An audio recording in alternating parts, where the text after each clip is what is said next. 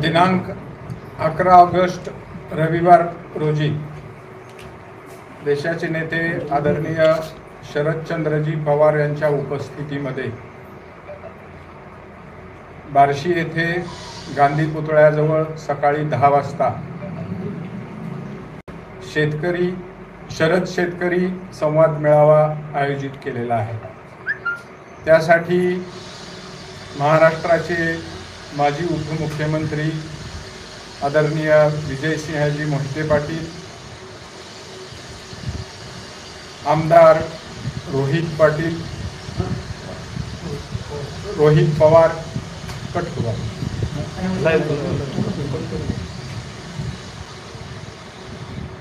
त्याचबरोबर महाराष्ट्र प्रदेश युवक काँग्रेसचे अध्यक्ष महबूब शेख, खासदार धैर्यशील मोहिते पाटील, आपल्या मतदारसंघाचे खासदार ओमराजे निंबाळकर हे या कार्यक्रमासाठी उपस्थित राहणार आहेत।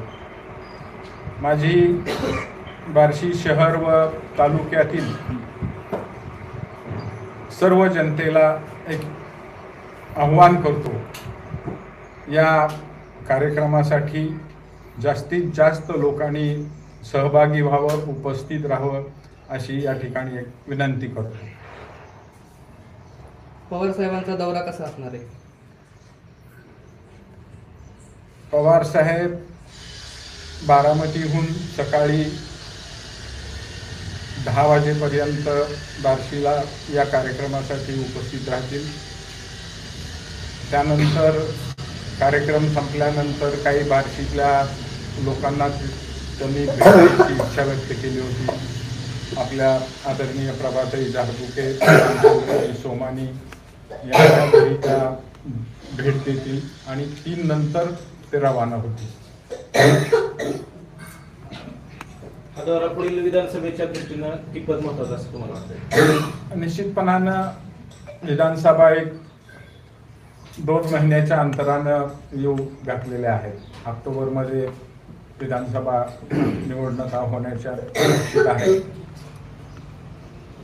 त्या दृष्टीनं पवारसाहेब आपण पाहतोय महाराष्ट्रभर त्यांचा झंझावत चालू आहे, सगळीकडे फिरतायत, प्रत्येक मतदारसंघात जात आहेत, त्या ठिकाणचा कानोसा घेत आहेत।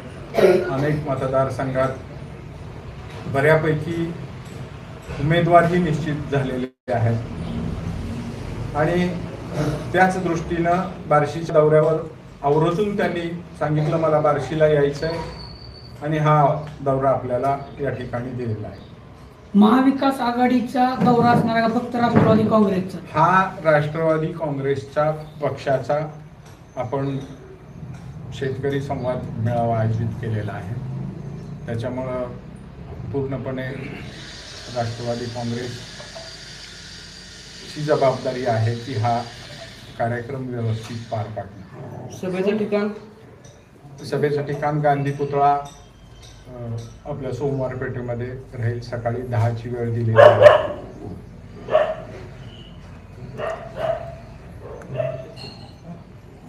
पवार साहेबांच्या सोबत काम करताना ज्यावेळेस आपण निर्णय घेतला की त्यांच्यासोबत काम करायचं, त्याच्यानंतर आपण तालुक्यात कशा पद्धतीने लोकांना जोडण्याचा प्रयत्न केला? तसं पाहिलं तर गेली अनेक वर्षापासून आमचं कुटुंब, माझे अनेक सहकारी या तालुक्यामध्ये समाजकारणात, राजकारणात आपण काम करतोय। नव्यानं काही फारसं करण्याची गरज पडली नाही। आपण एक वेगळी भूमिका घेतली की माझे जुने सर्व सहकारी असतील, कार्यकर्ते असतील, ते सगळे माझ्याबरोबर आलेले आहेत आणि त्याच्याबरोबर पवार साहेबांना मानणारे, आणखीन त्याच्यात आत्ता भर पडली विजयसिंह मोहिते पाटलांना मानणारा आपल्या या ठिकाणी गट आहे। असे सहोबाजूनी पवार साहेबांच्या पक्षाच्या पाठीशी खंबीरपणानं उभा राहताना तुम्हाला या कार्यक्रमाच्या निमित्तानंच आता पाहायला मिळेल लोकांमध्ये काय भावना आहेत। विधानसभेची जागा हे आपण राष्ट्रवादीसाठी मागून घेणार। आता हा एकदा आपण एका नेत्यांच्या बरोबर काम करतोय म्हणल्यावर आजपर्यंतचा आमचा इतिहास आहे जिथं काम करायचं तिथं निष्ठेने काम करायचं. शेवट तो निर्णय वरिष्ठ पातळीला होणार. जो निर्णय त्यांचा असेल तो आपल्याला मान्य असणार. बाजार समितीच्या निवडणुकीच्या पार्श्वभूमीवर आपलं काय पक्षाच्या वतीने पक्षाच्या वतीनं बाजार समिती आज लागेल नाही लागेल हे थोडं गुलदस्त्यात आहे. एखाद्या वेळेस विधानसभेच्या नंतरही लागू शकते. जर निवडणूक लागली तर महाविकास आघाडी म्हणून आम्ही अगदी चांगल्या ताकदीनं त्या निवडणुकीमध्ये भाग घेऊ आणि आम्ही निवडणूक ती जिंकू. परवा पत्रकार परिषद घेतली त्या दिवशीही तेच सांगितलं होतं आणि आजही तेच सांगतो. शेतकरी मेळाव्यामध्ये महत्वाचे विषय काय असणार म्हणजे हे आता पवार साहेब येत आहेत म्हणल्यावर त्यांना शेतकऱ्यांच्या बाबतीत आजपर्यंत जे काही महाराष्ट्रात आणि देशात काम केलेलं आहे तो महत्वाचा मुद्दा तर असणार. पण अनेक आघाड्यांवर मग महिला धोरण असतील, युवकांच्या बाबतीतला असतील, औद्योगिक धोरण असेल, शैक्षणिक धोरण असेल, अनेक विषयावर त्यांनी आजपर्यंत देशामध्ये काम केलेलं आहे. सगळ्याच गोष्टीचा त्या ठिकाणी निश्चितपणानं ओहापोह होणारच आहे. भरपूर पाऊस झालेला आहे त्याच्यामुळे बऱ्याच सोयाबीन पण पिवळ्या वगैरे पडत चालल्या. त्या संदर्भात काय ओला दुष्काळ जाहीर करण्याची काय मागणी असणार आहे का? मागणी आता ते आत्ताशी ती सुरुवात झालेली आहे पिवळे पडायला. जर याच्यापेक्षा जास्त जर नुकसान होताना दिसत असेल तर एक राष्ट्रवादी काँग्रेस पक्ष म्हणून आम्ही निश्चितपणानं ती मागणी करणार. वेळ पडली तर रस्त्यावर उतरणार. पण शासनाकडे ती मागणी आम्ही जरूर करणार. भाऊ, तुमच्या इलेक्शनच्या पुढच्या इलेक्शनमध्ये मराठा आरक्षण तुमचं नियोजन असणार का मराठा आरक्षण संदर्भात?